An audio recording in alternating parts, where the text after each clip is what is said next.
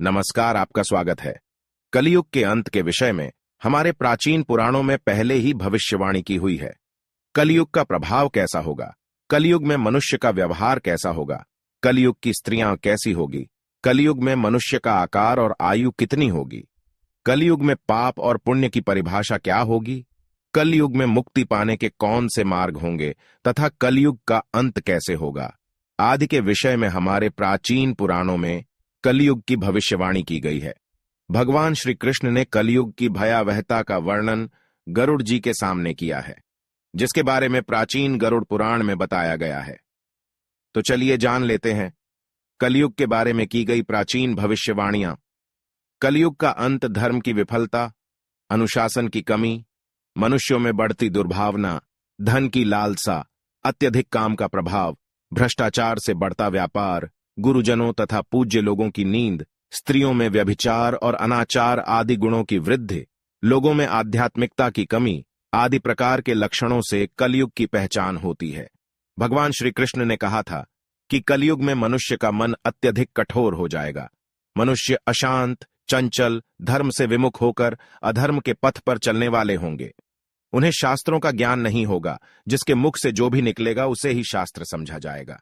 कलयुग के अंत में अधर्म और आसुरी शक्तियों का विनाश होगा और पुनः नए युग का आरंभ होगा, अर्थात फिर से सत्य युग का आरंभ होगा और सृष्टि का यह चक्र चलता रहेगा। चारों युगों में कलयुग अंतिम युग होता है। सबसे पहले सत्ययुग, उसके बाद त्रेता युग, फिर द्वापर युग और अंत में कलयुग। महाभारत के युद्ध के पश्चात कलयुग का आगमन पृथ्वी पर हुआ था।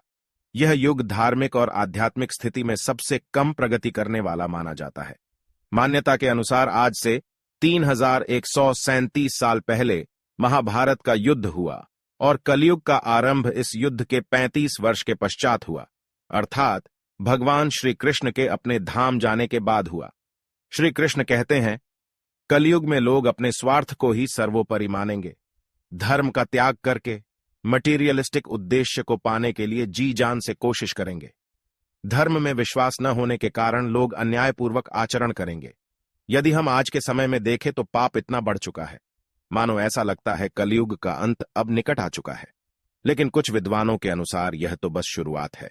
आगे कलयुग और भी भयानक रूप लेने वाला है। कलयुग के उस भयानक रूप को देखने की क्षमता आज के मनुष्यों के अंदर नहीं है। जब कलयुग का अंत समय निकट आएगा तो ऐसी ऐसी भयानक चीजें दिखाई पड़ेगी। मनुष्य का रूप इतना विकृत और भयानक हो जाएगा कि वह मनुष्य कम पिशाच ज्यादा दिखाई देंगे।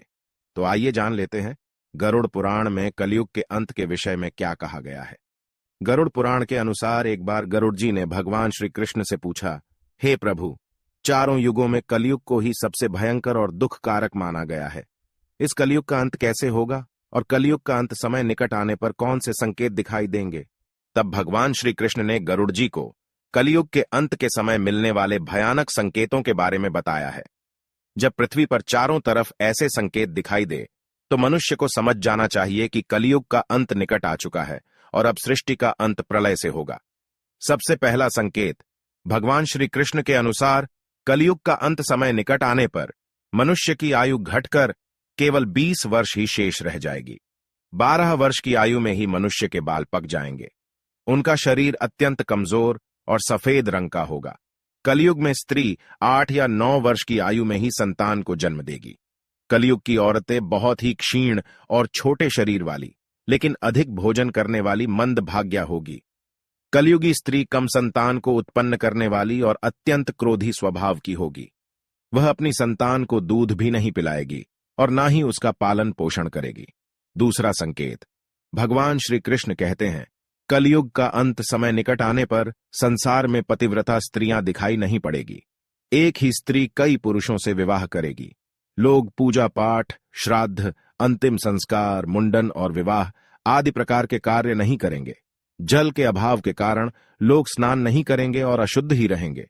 कलयुग के अंत में लोग केवल मांसाहार ही करेंगे और कोई भी सात्विक आहार नहीं करेगा। कलयुग में लोगों के वस्त्र तने हुए और चमकीले होंगे। तीसरी बात, श्री कृष्ण के अनुसार जब कलयुग का अंत समय निकट आएगा तो वृक्षों में फल आना बंद हो जाएंगे। सभी वृक्ष फल रहित हो जाएंगे। सृष्टि में हर तरफ केवल शमी के वृक्ष ही दिखाई देंगे। मनुष्य शाकाहार छोड़कर केवल मांस का ही भक्षण करेंगे। कलयुग का भोजन तामसिक और रोग उत्पन्न करने वाला होगा। इसी कारण से लोग जल्दी ही बूढ़े होकर मर जाएंगे। कलयुगी मनुष्य गाय की पूजा करना बंद कर देंगे। सभी गाय का मांस खाएंगे। गायों को केवल दूध और मांस के लिए ही पाला जाएगा। चौथी बात, कलयुग का अंत समय निकट आने पर अल्प वृष्टि होगी, अर्थात बहुत ही कम बारिश होगी।